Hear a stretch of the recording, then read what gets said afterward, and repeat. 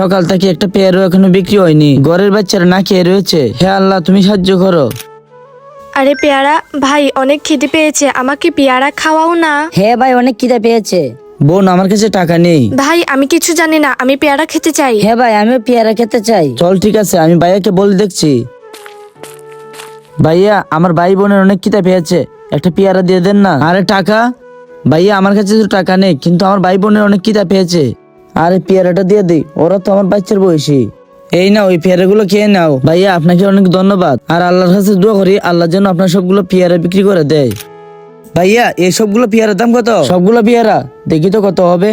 ভাইয়া কম করে হলে 3,500 টাকা হবে। 3,500 টাকা, ঠিক আছে। এই সবগুলো পেয়ারা প্যাক করে রেখে দিন, আমি গাড়ি নিয়ে আসতেছি।